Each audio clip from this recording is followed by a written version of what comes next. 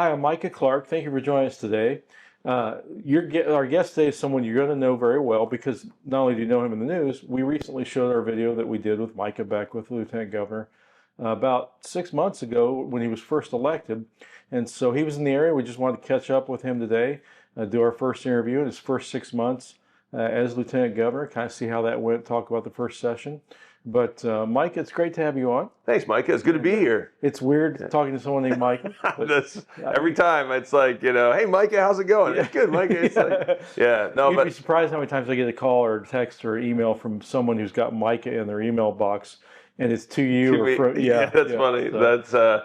You don't find that name very often. Right. And growing up, I know when you were growing up, nobody had it. Yeah. And I was the same way when I was growing up. Nobody had it. And now we're starting to see more of them. And there's like a Dallas Cowboys football player. Yes. Micah. Well, it's funny. I remember, sometimes I'd call church through my work, and I'd have to spell my name. It's like, oh my. So Micah, that's an interesting name. Where did it come from? It's in the Bible. Yes. So. Well, it's great to have you on. I have to tell you, the video we did with you 6 months ago after you're elected was our second most watched video. That's awesome. And what was the first? The first was the pastor of Woke Jesus, a good friend of yours. Oh, Lucas. Lucas, yes, Lucas Miles. Yeah. And he just blew it out of the water. Lucas is awesome. Yeah. He's doing great. Lucas is now working with Charlie Kirk at TPUSA Faith, trying to get pastors around the country engaged in civic responsibility and duty. And it's going great. I really, really value what Charlie and Lucas are doing. He was good. It was a great interview, and he talked about wokeness in the church. And so you've been through 6 months. Yeah. Your first legislative session. I have to tell you, it's neat to see you standing at the gavel. And was that a hard thing to learn? It was. You had to learn quick. Yeah. I don't know if it was hard. It was just you kind of had to be.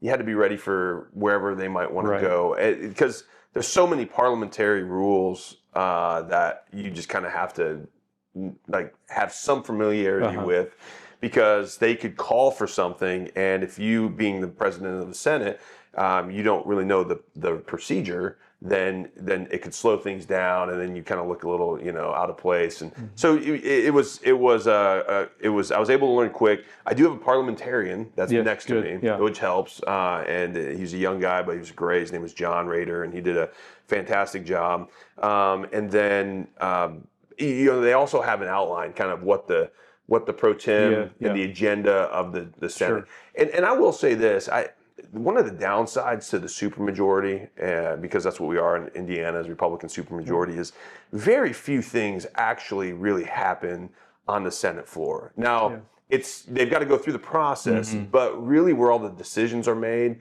it's in the private caucus room, in the Republican caucus room, because they basically get together, we call it their locker room, right? And they'll get together in the locker room and they'll say, here's something that we're going to vote on. Where's everybody at?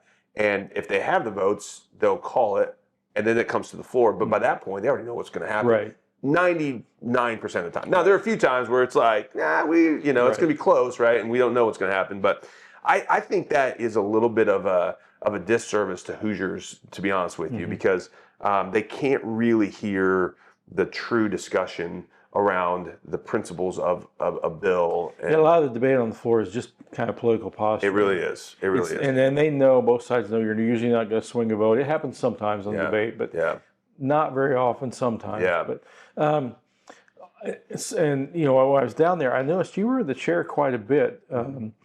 Is that up to you, or is that the Senate president? Is that based on your schedule? Because the Senate president is you officially, but the president pro tem of the Senate typically in the past has chaired, I'd say 80% of the time, at least with Governor Crouch and Governor Holcomb and others. You seem to be in the chair quite a bit. Is that true? Or? Yeah, I think I don't know. And was that up to you or up to the leadership? It's up to me. Okay. I mean, if I'm there, I wanted to be there. I felt like that was my duty. There were a couple times where I had to step away for a brief, 30 minutes or an hour for something, and so I would hand the gavel to Pro Tem Bray, and he would come up. But I don't think I ever missed a day. Wow. I had surgery on my Achilles. I ruptured my Achilles in a basketball game. In a basketball game, I know.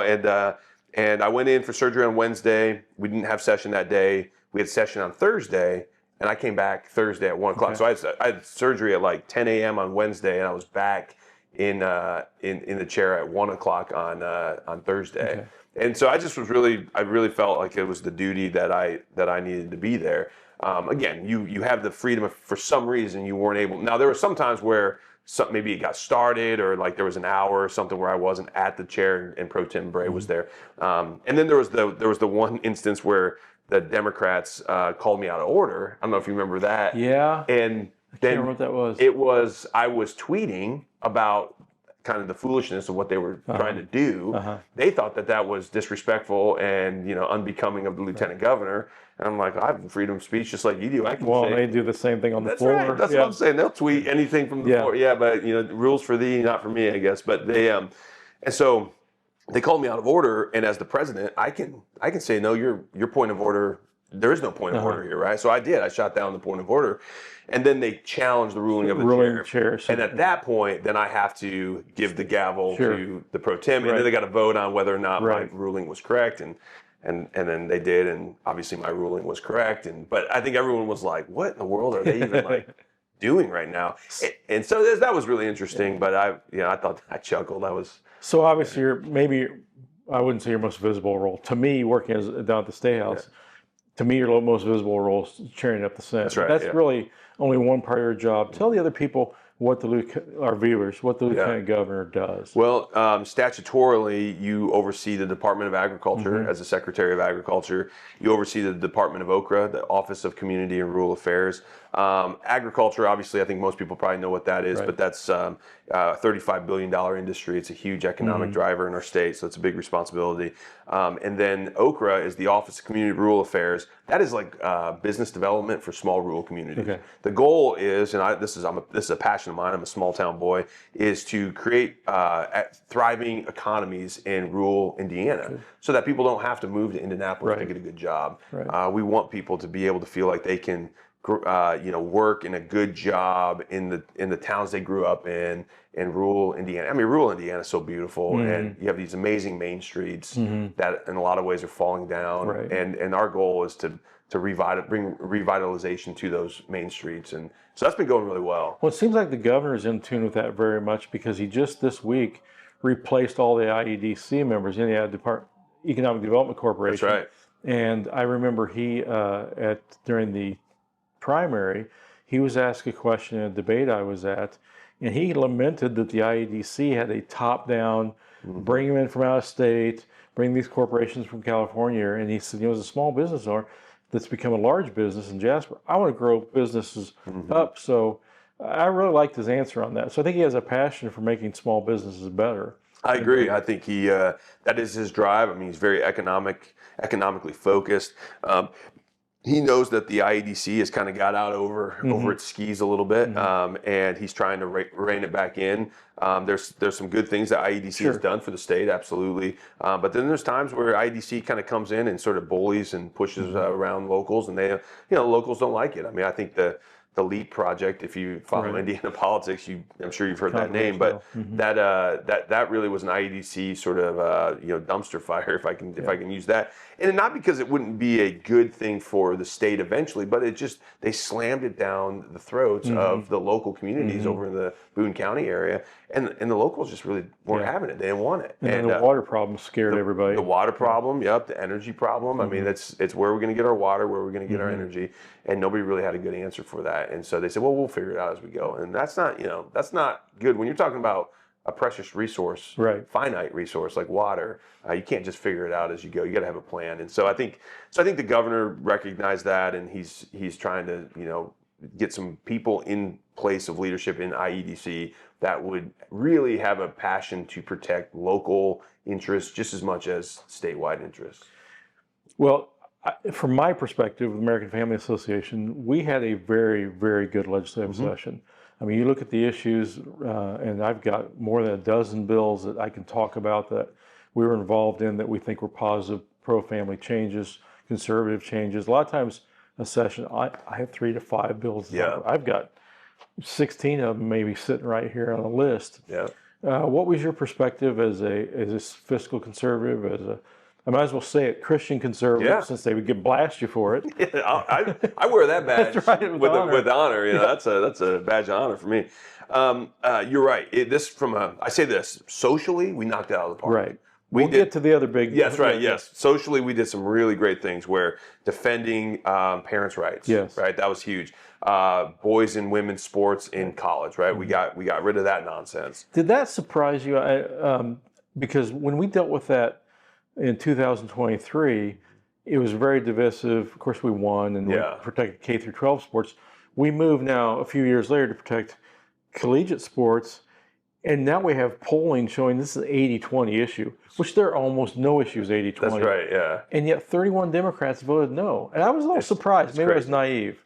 But I thought surely they're not going to dig in, and they did. The Democrats in our state and around the nation, and I've told them this, I have said publicly, I want the Democrats to do better in Indiana because it'll hold Republicans more accountable. Now, to be fair, there were 5 or 6 who voted for it. That's right. But the majority voted, I mean, against it. Yeah. And I think what I've told them, and I've said this to Democrats, I said, stop like dying on the social nonsense hills. Start focusing on fiscal kitchen table issues.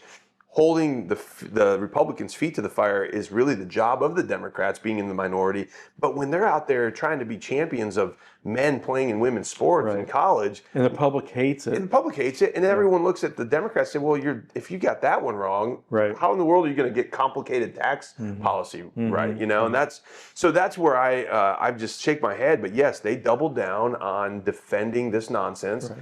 And I think it shows you that the Democrat Party is so out of touch with Americans and Hoosiers for sure, but Americans, and you see that. I mean, New York just the primary, they just elected a radical, far left, socialist, anti-Semitic, just a mayoral candidate now. So he's going to be the hopefully, he wants government-run grocery stores. That's insane. I mean, that is insane. All I can think of is bread lines in Russia. That's what it is. Yeah. And I mean, he wants to abolish the police. Right. I mean, he's called for arresting Bibi Netanyahu if he ever steps foot in New York. Right. This guy's a radical nut job, and the Democrats voted for him in the primary in New York. And so again, I think that's indicative of just Democrats across the country right now. And Indiana Democrats, I'm begging them, come back to the middle and give up this social nonsense stuff. Well, during Clinton, the Indiana demographics changed as far as the legislature went. We used to have a lot of Southern Democrats. John Gregg, you know very well. The governor just appointed him to the IDC. Good man. Yep. He was pretty pro-life, pro-Second Amendment, kind of the blue-collar. As I grew up, the kind of guys I knew in Kokomo who worked up there. Traditional Democrats who were socially conservative. Those guys are gone. It's all urban. Well, even a great example was when Terry Gooden, the lieutenant governor candidate on the Democrat side, so he was running against me, when he came out as the lieutenant governor candidate. Had to change all his positions. He had to apologize for his pro-Second Amendment, pro-life, and pro-traditional marriage stances that he had held for years in the legislature. And the left was so upset that he was the nominee. He came out and just did this big, kiss the ring apology, press conference. And had he done that when he was a legislator, he would not have been reelected. That's right. Yeah. And so it just shows you that there is not a place for the John Greggs or the Terry Goodens. I was talking to Mayor Hogsett a while back down in Indianapolis, and every time I've interacted with him, I've actually enjoyed my interactions. He's a nice guy. I don't necessarily agree with his policies, but I think he told me after the election, after Trump got elected, I'm recalling these weren't the exact words, but he made it sound to me that he was somewhat grateful that Trump won, and I kind of asked him on. I said, "Well, why? Like that's kind of weird for you to say that." And he said because as a old white, blue collar or blue dog Democrat, there's really not a place for me in my party anymore. And he felt like the Trump kind of butt kicking was a good repudiation of where his party was going, because I think he was even feeling there's no place for me in my party. Well, anymore. I remember when he was Secretary of State years ago, he was in the Evan Bayh wing. That's right. More moderate Republican, Democrat, and I can see that. So it's really fascinating. But if the Democrats don't get a hold of this you take control of their party again, this far left, radical, anti-American faction will become the Democrat Party. And then Democrats will, the good ones, right? The blue dog Democrats that I would say are the good Democrats. They're not going to have a party. They're not going to have a place. They're going to have to start a new party or something. So yeah. So what? Any other issues you want to talk about? Yeah. So no, those. I mean, that was it. Women's parental sports. rights. Parental rights was huge. I thought the school board, partisan school board bill was huge. Yeah, I wish we'd gone a little farther, but it was a good step. That's and right. It'll help, I think. Yeah. So what that does for your viewers is that it'll allow people running for school board to declare a party. You don't have to. They kept it to where you can still stay undeclared. But that, when you go and vote now in a school board election, you'll start to see R's, D's, I's, undeclared, and then you'll be able to have a little bit more of a well-rounded view of informed, kind of who's running. So that should really help clean up some of the mess that we've had in some of our really conservative areas that have very liberal, progressive schools. Typically, that happens because when people go to the polls, they really don't know anything about the school board candidates. So this will kind of help them be more informed. Well, I wasn't going to do this, but I thought about this morning. Speaking of controversy, you don't shy away from it. No. I'm going to just throw it out there. I know you've been attacked a lot in your first 6 months. I think you've done a great job, by the way. Thank you. I appreciate your standing up for Christ and for conservative values. And I guess that just comes with the territory. Yeah. But you were slammed, I think, unfairly for the property tax bill. Yes. Very complex bill. We had Mark Hall, who you know, good friend on, and he spoke for an hour. Buried me pretty quickly. It's a tough issue. But the governor, I saw him speak last week in Madison County, and I was very pleased that he said, we have to come back and deal with this some more. Yeah. A lot of people are angry about it, but the budget was very tight. We knew that going in. We do get a $200 to $300 tax cut we were expecting through property taxes. But I think some people attacked you, took advantage maybe of your friendship, thinking that you were able to do more than you did, and you were pretty vocal about it. What's your view? I don't think this issue is over yet. Not at all. But you were being crucified as if this was a one and done. And, why didn't you write laws as a non-legislator? It's like, hey, listen, if you want to vote to make the lieutenant governor king of Indiana, I will fix this tomorrow. I promise you. But that's not how we operate in our republic. I think some people kind of had this grandiose idea that I would come in and be able to snap my fingers and just change everything in 4 months. That was never my goal. That was never my, I would love to fix things quickly, but I knew I was realistic that this is a long game. Yeah. And so strategically, we've got to think, okay, what do we want to accomplish in 4 months, but also in 4 years, 8 years, 12 years down the road. And so that's where my head is at. I'm very optimistic that we are on the right path. I called for the governor to veto SB 1, not because it doesn't offer some property tax relief. It does. It opens up the doors for local governments to then tax you in other ways. And to me, I'm looking at the whole picture. Like, if you're getting nickel and dimed over here, it doesn't matter if you save $200 to $300. You're just moving the shells. And then I've called out the idea of tolling our roads. I don't want to see that. Again, that's another tax on Hoosiers. There's a lot of ways we can, if we really want to save money, cut money, or reallocate those fundings to places like the roads or law enforcement, we can do that. We just got to have the courage to do that. Right now, I think what's happened is SB 1 just kind of became this little bit of a facade. Now, the governor does make some good points. It's not a great bill. He doesn't think it's a great bill, but he'll argue that it does move the ball down the field a little bit when it comes to. Sometimes you have to take what you can get. That's right. And I would say this. I've said this before, but I said to Mark. I've said it when I talked about it. That is such a major, huge, humongous issue. The governor was out campaigning for governor. Heard more and more and more about this. Yeah. Sessions were coming, but I really think if you're going to have a significant change in property taxes, you really have to do a 6 month to a year run up to it. Yeah, because it's such a major issue. Great point. The governor and I were sworn in a week after the legislature had started. Right. And I'll tell you this: in the transition, there was no transition, at least that I saw. Very, very. Limited interactions with the previous administration to our administration. If anything, I think there was some underhanded kind of roadblocks that were being put up intentionally to make it harder for the new administration when they came in. And so, for us to get in a week after the legislature, we don't have the authority to negotiate. We can't be. I didn't even have a key to the building until Saturday before I was sworn in. Right, like I couldn't even get into the office, let alone start really communicating it effectively to the legislature. And the governor, I think, was probably feeling a little bit of the same.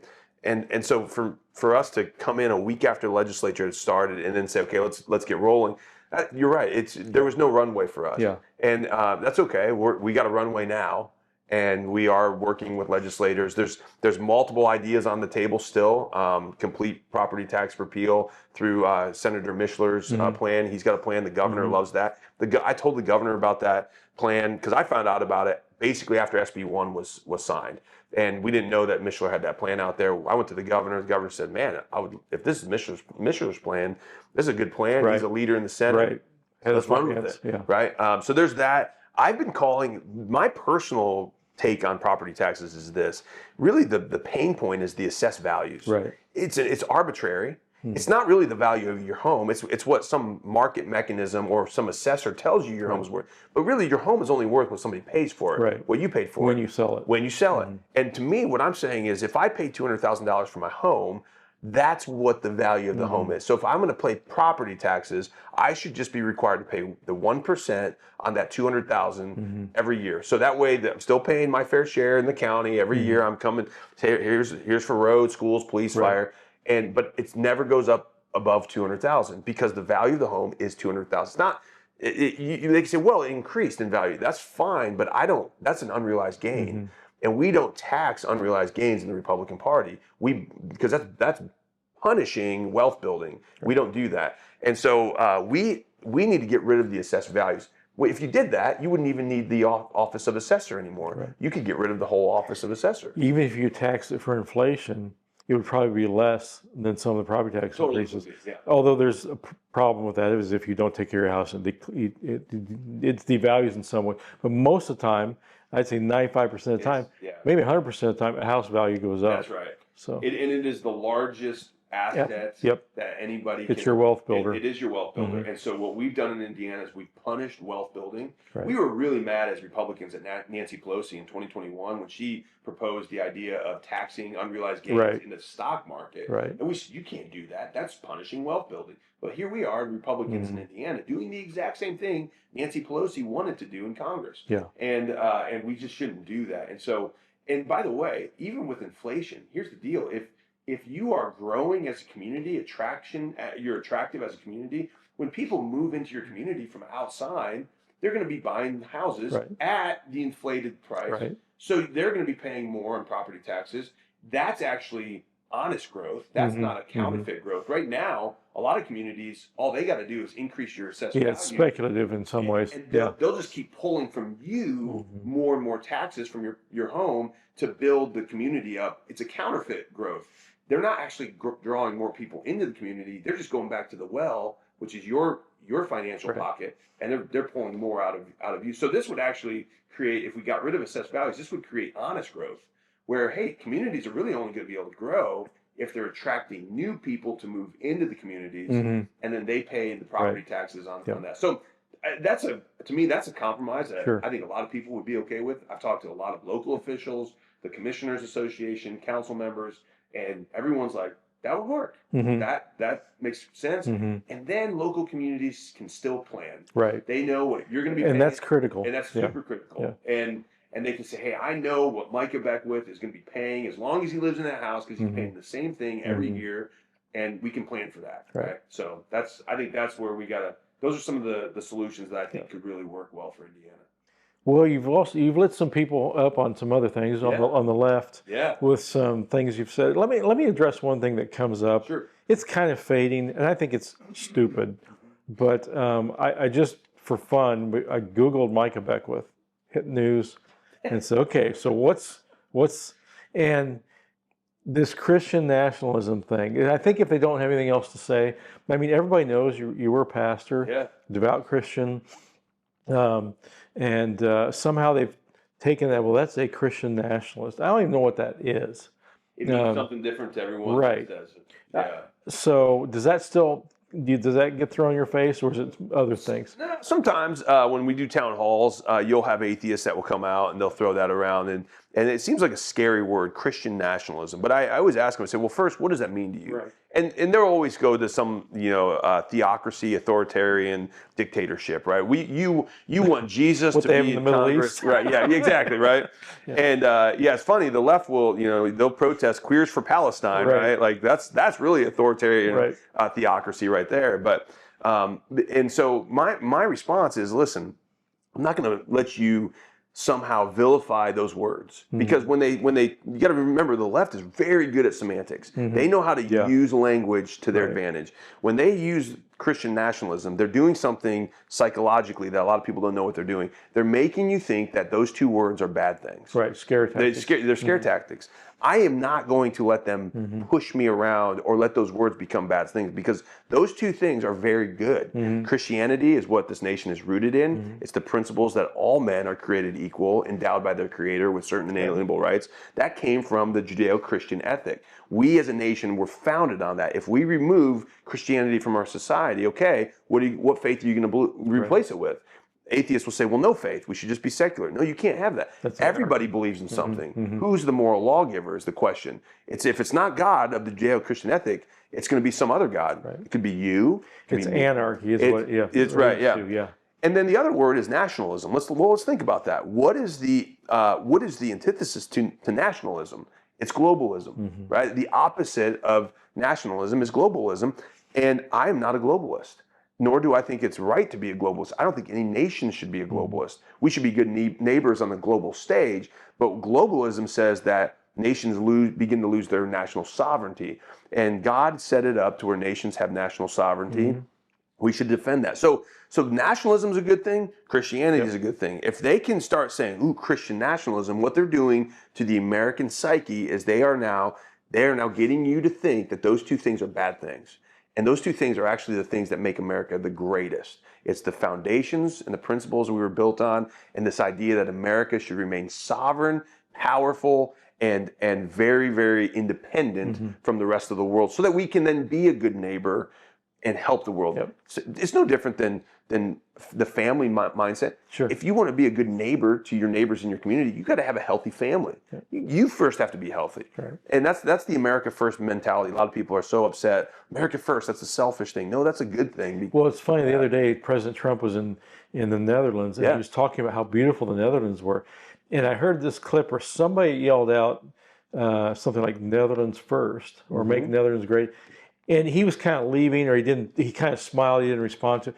But if I live in the Netherlands, I want the Netherlands first. Amen. I want people to be patriotic for the country they live in. That's absolutely. That's not a bad thing. It's not a threat to us. Nope. If I were Canadian, I'd love Canada. Yeah. And that's a good thing. And that's what especially in a system where we are the government, where people have the power to elect people. We want us to be proud of our country. But there's people in America who hate our country. They hate our country. Well, they know that America stands in the way of a socialist utopia. And that's, again, we talked about the New York mayor candidate. He's a socialist, right? America is counter to everything socialism believes in. And we are not a socialist nation. And so they know that the only way for socialism and really communism to flourish in the world is for the United States to get out of the way. And they can either do that by taking over the United States or causing the United States to implode upon itself. And both. I mean, if you go back and listen to or read the the 45 communist goals in 1963, they were read in the congressional record by a Democrat Florida congressman. Right, this was not a Republican. And they said these are the goals of communism, and you list them out, 45, and it's like, wow, make the natural sexual lifestyles become unnatural. Promote pornography. Get into higher ed. Have communist professors start teaching the teachers that will teach the children, and then you will begin to change the education system. And you look at it, and it's like, whoa, they've accomplished almost all of these. And so I think that's where we need to just be very wise, shrewd as snakes and innocent as doves. And I think, maybe I'll say this to your listeners. Christians need to be okay with fighting. And I'm not saying necessarily physical fighting. I mean, there's a time and place for physical war. Hopefully that's the last resort. But I do think the fight that we have right now is with our words, Speaking truth. speaking truth, and there's a vacuum that's been created because the church and good people have sort of kept their mouths shut and abandoned that fight for truth. Well, I think there's an assumption out there that everybody has the truth that we have, and there's that. The problem with that is we don't realize that we need to educate other people by speaking truth. Yeah. You can't educate without speaking truth. We've been doing pastoral roundtables in my office around the state. It's been really good. A lot of pastors come out and they'll talk about the community issues, but I'll meet a lot of different pastors, and there's some pastors out there that they do not speak truth. They are on the other side. They're pushing lies, and I can think of one church in particular up in Porter County. Their pastor was at one of these roundtables, very far left. He thinks the government's job is to be the church. The hands and feet of Jesus in his mind is the government paying for all of the social welfare programs. And I keep pushing back on him and saying it's not the government's job to be. It's not what churches did in the first century. That's right. After founding, And it's amazing. And he gave my number out to his congregation. And thankfully, I think it's a pretty small congregation. But every morning they'll send me Bible verses. So I'll get about 15 texts every morning from this congregation of being led by a wolf in sheep's clothing, unfortunately. But it all has to do with taking care of the poor and the needy, right? The sojourner. Yeah, I right. love that one. Yeah. Oh, yeah. And so, and I'm just like, these people are so warped in their thinking that they think it's the government's job to care for others. to care for the sick, the orphan, the needy, the poor, the widow. I'm like, what Bible are you reading? Show me in Scripture where God says that it's the government's job to do that. Well, and I saw you made a tweet or something about Gay Pride Month. Yes, yeah. It caught some flack, and one of the first things I saw was a pastor attacking you. Yeah. And I'm thinking, okay, there's problems there biblically, but there's also problems with promoting a lifestyle that we know has higher risks associated with it. Suicide, drug abuse. I mean, domestic violence is 2 to 3 times higher among homosexual couples. Yeah. It's not that people can't do that, can't live as they want. It's just like the bill that was passed on gender surgeries. If you're over 18, fine, but let's not promote this to children. Yeah. And that's where some people will say, well, you want transgenders to not exist. No, I think they're valuable. I told this at a town hall. Every human is valuable because we're all made in the image of God. Right. I always tell anyone who's struggling with transgenderism that I love you. I love you enough, though, to tell you that there might be something better for you. And if I believe God has something better for you, how much do I have to hate you to not tell you that? Exactly. And you may disagree with me. You may say, no, this is perfect for me. So that's fine. I don't think it is. And I love you enough to tell you that I believe there's something better for you. But when we turn the corner, just because you think that's good, because this is what they accuse us of, you don't need to restructure society. That's right. And that's for the 0.5% of people need to change all of collegiate sports. Well, just so you know, I mean, and this is where that post came from. The post that we put out that got the flack was saying they are coming for your kids, right? So this agenda. Now the they is you can say, was it the person? I think it's more the leadership. The leadership. I think it's more the spiritual lies behind this. Like that's how I interpret the they. Not every homosexual is that way, but there is certainly an agenda to come for the next generation. And go back to the 80s. What were they calling in the 80s? They just want tolerance. Just tolerate us. Well, they don't do drag shows at nursing homes. They do it for kids at libraries. That's right. They don't do it for, we don't have veteran shows at the libraries. We don't have veteran story hour. We have drag show story hour for kids. It's pretty obvious they're targeting children. They are. There's there's the tolerance movement in the 80s turned into the acceptance movement in the early 2000s. So accept us, right? So tolerate us, and then now accept us. Right. Then in 2010 to 2013, it became the we want you to celebrate us, right? So when Obama overfell, that they lit up the White House in rainbow colors, right? You better celebrate us now. So it went from tolerance to acceptance to celebration. The next and final stage that they are pushing will be participation. You need to participate with us, and if you won't, we'll get your kids to do it, right? And that's why in our schools, even in Indiana, there is an agenda. You can go into almost any school in Indiana that I've ever been in, and you can find gay pride flags in a classroom somewhere. there will be, especially in some of the donut counties, right? Some of these suburban, liberal, white, virtue signaling, liberal areas, and you can find this agenda being pushed. Now, if I was ever to go into a school and say, hey, why don't we have any Christian flags hanging up in the classroom? People would say, how dare you even suggest that? But listen, my identity, I identify as a Christian. Yeah.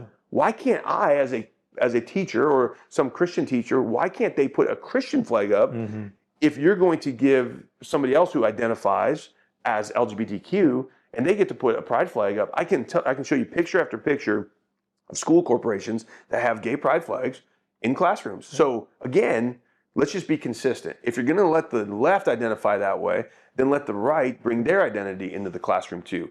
I would say, how about we just keep nothing? That? Yeah, and just let's teach the American flag is the one, and the state flag. Those are the two flags. And let's talk about civics.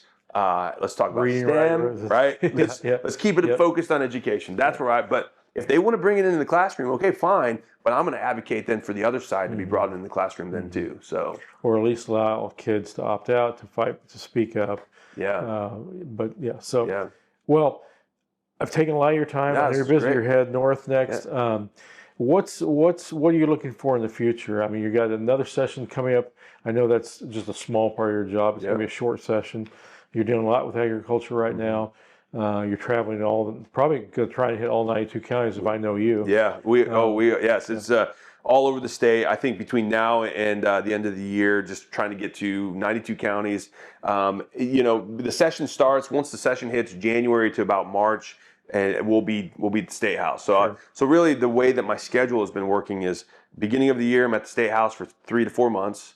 And then the rest of the year, I'm outside the State House, traveling the state, getting to hear from Hoosiers directly through town halls. We have our mobile office. This is the first time I think a lieutenant governor has ever done a mobile office. So instead of you having to come down to the State House, we'll have our office go to you. So we set up these mobile offices around the counties.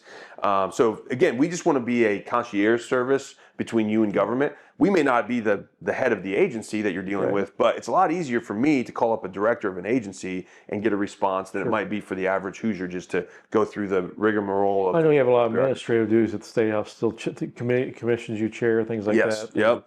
Your staff will probably sit to different things within state government. Yeah, in the next 5 minutes, I got one of my staff going to an IHCDA board meeting that I sit on, but because I'll be up in Fort Wayne today, that's. I can't be there. So but as a team, we got a great team. I would love to see maybe something that I'm pushing for in the future for the LG specifically. Tourism, we've kind of given up on in Indiana. We don't really have an Office of Tourism anymore. It was funded about $20 million, and it was called the Indiana Destination Development Corporation. Well, Illinois is helping us. Well, that's true. Listen, the more Pritzker does, the more people come. It's sometimes that we just got to sit back and say, come to the land of freedom.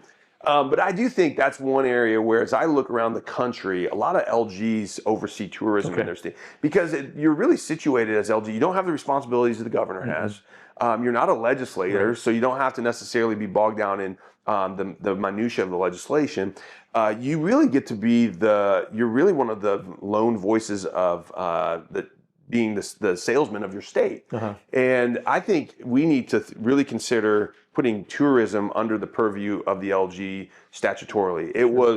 There was some sort of, MOU, like just this handshake agreement between Holcomb and Crouch, and Crouch kind of ran with that. But then when I came in, one of the things that I have to fight back is there's a lot of Republicans in the legislature that don't like me because I'm a true outsider. I'm not a politician. They are insiders, they're establishment, and they're trying to pull more authority away from me. So they're trying to strip me of all the little things. They would like to relegate me to just a closet in the State House if they could. And so there's been some Republican senators and reps that have it out for me. That's okay. I knew that would be the case because again, I'm an outsider. And, they have a traditional view of what the LG was. That's right. And you're the most non-traditional we've had. Absolutely, yeah. And I see the LG office as, listen, we're funding it. Why does that person in that office should work hard for Hoosiers? I don't like it when we have a sort of a ceremonial office Sure. that just sits around and does nothing. Like, go work for Hoosiers. Like, do something for the people. And if you won't give me the authority, legislature, to do it, okay, fine. I'm just going to go out and start doing it. Brilliant. And we'll but it helps when you have the authority to get out there. And I think one of the ways is to say, hey, let's get a Department of Tourism back into selling Indiana to the country, because I believe Indiana has a lot to offer this country, especially in business climate. Yes, it's awesome. And so I think that would be one thing. So if your listeners or your viewers are listening, reach out to your legislators and say, hey, the LG is specifically set up to sell Indiana. This will be positive long after I'm gone. Now, I think I'm one of the best salesmen for Indiana in the entire state government, but that's just one of my giftings that God has gifted me, to be able to sell a vision, sell a message. But I think the LG, long after I'm gone, will be perfectly suited to be that salesman for the state around the country and around the world. And so I think it makes a lot of sense. Again, I'm an outsider, common sense, business owner, pastor. I'm bringing that down to the State House. Usually common sense doesn't really do well down at the State House because you have a lot of insiders and longtime establishment people that just kind of get used to things as they are, and they don't like change. And so, but you know what? I'm an agent of change. I think it's we can always get better, and that's let's go from we're good. Indiana's a good state, but we can go from good to great, and I want to make it a great state. And there's a reason Indiana is not on the national conversations with Florida, Indiana, or Oklahoma, Texas, Tennessee. We usually are on the peripheral. Yeah, we're like right below those. We should be up there with them. We have a much stronger legislature than most of those. Texas is almost purple in a lot of ways in their legislature, but yet they're getting talked about as being defenders of freedom and liberty more than Indiana is. Right. And so Indiana really needs to start taking the leadership role in the country. So again, we're good. We're not great. Let's make Indiana great again. So, well, that's a great thing to close on. Make Indiana great again. There you go. Sounds familiar? Yeah, that's right. Red hat. Yeah. So, well, we've been joined today by Lieutenant Governor Micah Beckwith, and good to see him again. Thank you for your time. Absolutely. I know you enjoyed that. Hope you that raises some thoughts about what the LG does and all the things that we've dealt with the first 6 months. He's got 3.5 more years, which I look forward to. And there'll never be a dull moment with Micah Beckwith. So, thank you. You didn't even ask about the 3/5 compromise. No, I was thinking about it. I was going to, but what's interesting about that is you have slowly gotten more and more defenders saying, actually, he was right. He was right. Yeah. And if I can, I didn't mean to cut you off. I know it's a close. I can always close again. Yeah. So a lot of people ask me, say, Micah, why did you even waste your time fighting that fight? That seems like just such a weird fight for you to take up. And remember, this is about truth. I'm a defender of truth.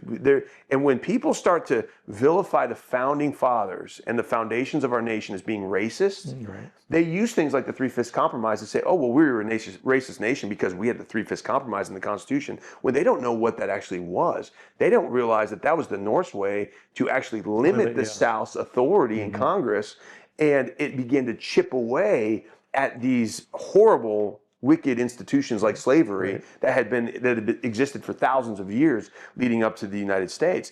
And so when I hear people in today's culture using history like that from a revisionist perspective, it is the duty of myself and any other elected official and people of truth to call it out.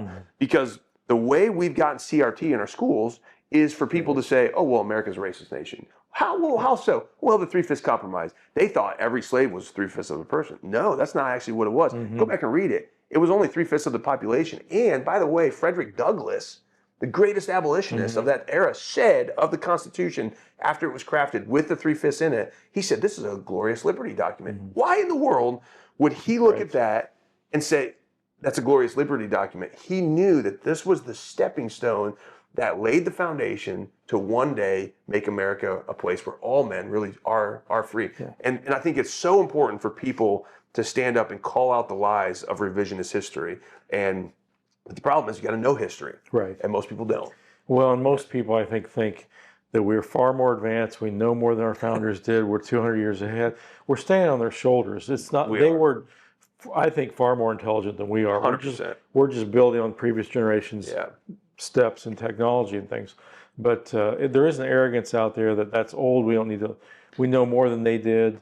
They need to go back and look and see Yeah. what these people valued. I'm a It's bus- easy to say we should have ended slavery instantly, and I Yeah. wish we could have. Oh yeah. And we did with the war. Yes. But at cost of enormous cost. Oftentimes, the Lord gives us a stepping stone trail to get back into right alignment. He very rarely just snaps his fingers and makes everything right. He says, go back to the ancient pathways. And Jeremiah says, go back to the ancient pathways and look to the left and look to the right and ask the Lord, which is that good ancient road to take, right? The crossroads. And oftentimes we just think, well, if I was there, I would have done the right thing. No, probably not. You probably would have gone right into just the talking points of the culture.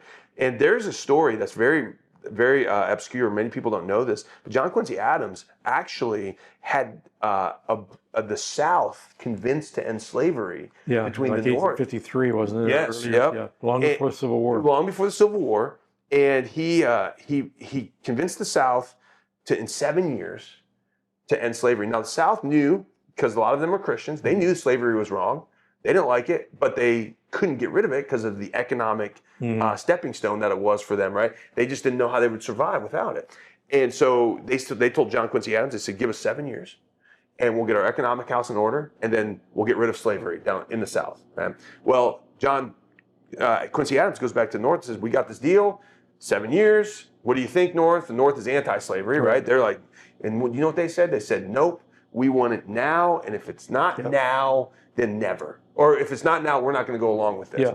And they were so arrogant in the North to think, we're going to stand on purism and principle, and they need to end it. Yes, it was evil, but they were so short-sighted. And when John Quincy Adams went back to the South, they said, we can't do that. It would destroy us. And so no deal. Well, then that led to what? You know, a decade and a half down the road, we were fighting the Civil War. 700,000 men lost their lives. I believe what the Lord was doing in America at that time was giving America one last chance to get it right. And he was giving us a trail. He wasn't saying it'll change overnight. He was saying, here's the trail to get back into right alignment.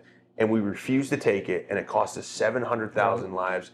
And I think we have to remember that God oftentimes in America gives us the pathway back. Right.